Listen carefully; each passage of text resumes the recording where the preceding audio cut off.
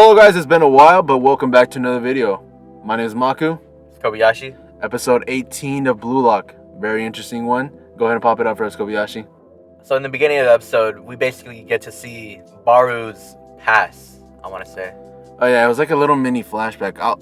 And the reason I say mini, I usually say that word and I'd say it loosely, but this time it's actually mini. I'd say maybe even like a minute or two, because it was before the intro as well. Yeah. So it was just sort of him saying that he's always been the pinnacle of quote unquote attention. He's more like a leader. He's always been the leader. Yeah, basically he's always the star player, or the team always relies on him. Yeah, exactly. And this is the first time he's feeling like he's like a side character or dethroned. Yeah. Right.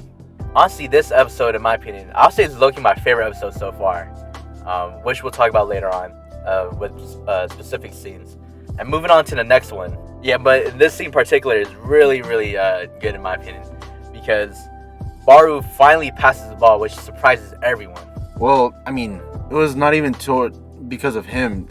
He said he didn't even mean to pass in the first place. It was like some other power getting to him, because before that they were just playing football, and Isagi just ended up creating this run.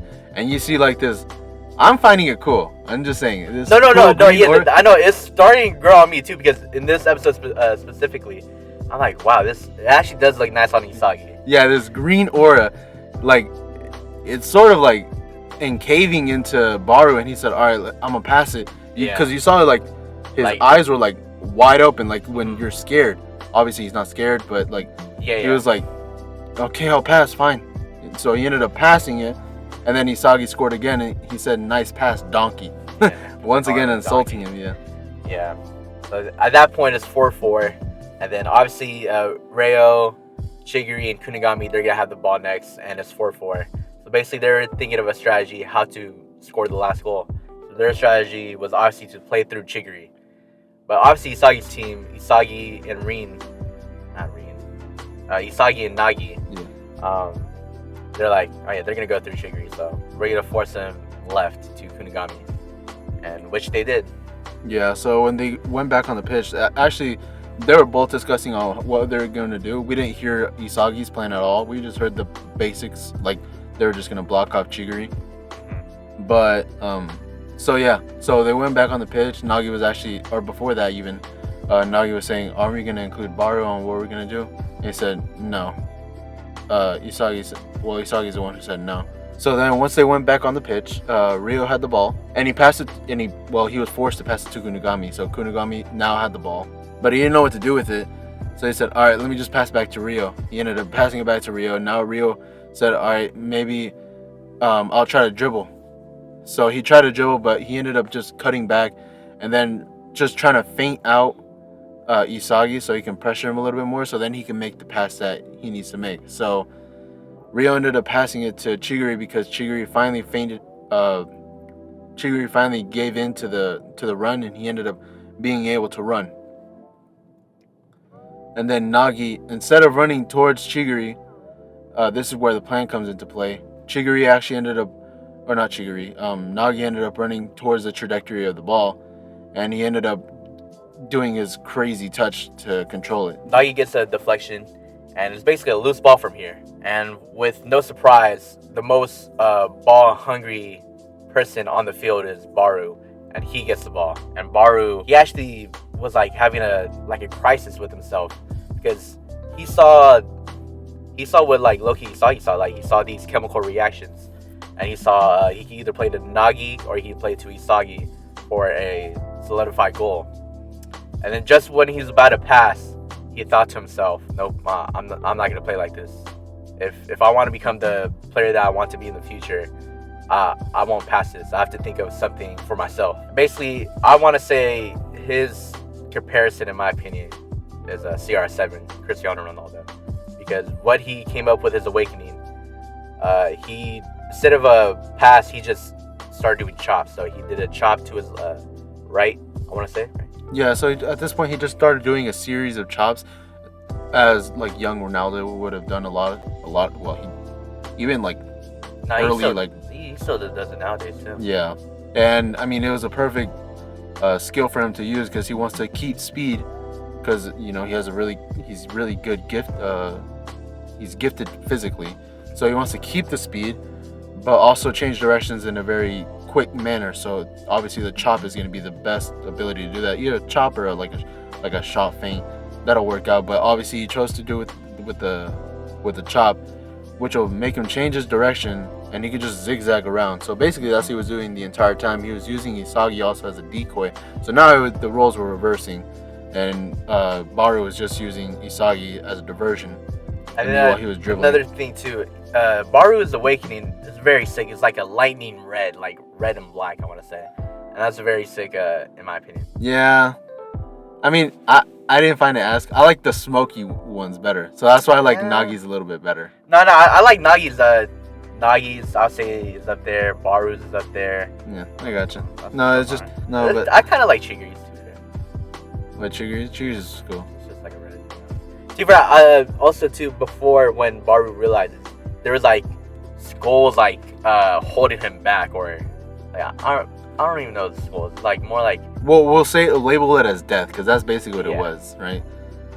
Just holding him back. So then that's when he ended up bursting out, creating himself as a monster. And then obviously he breaks through and then he scores.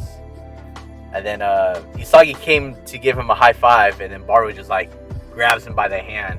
Yeah, and then grabs him from like the how people normally grab like to punk him from the shirt. So he grabbed him from there and he said, "Take it back." And Isagi was confused. He was like, "Take what back?" And he said, "Oh, you calling me a donkey?" And he's like, "All right, you're cool, man. You kid." I'm just kidding. Yeah. And then Nagi comes, and then it's like a little. Yeah.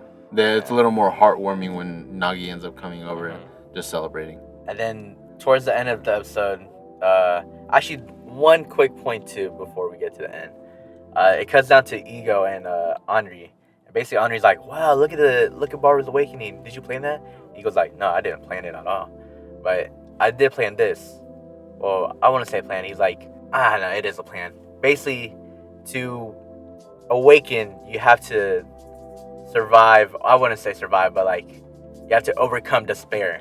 So that's what Baru did this episode. He overcame his disparity, I want to say. Ego is really curious of how the three of them, Ryo, Kunigami, and Chigiri, how they're gonna overcome, see what their awakening is gonna be like.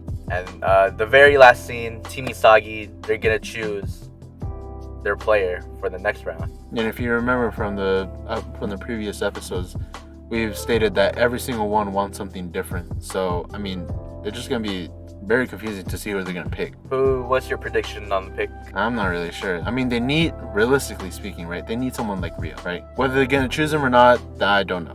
But what the team requires is someone like Ryo. I think they're going Chigiri because that speed kills, and they need a speedster against because they're most likely. It also leads me to incline that they're gonna pick Chigiri because he's the only one who actually awakened. The other two didn't awaken. I mean, we still anime perspective. I'm talking about what we've seen so far, right? Yeah. So I'm saying from those two right there, they have not awake. They didn't awake during. I know.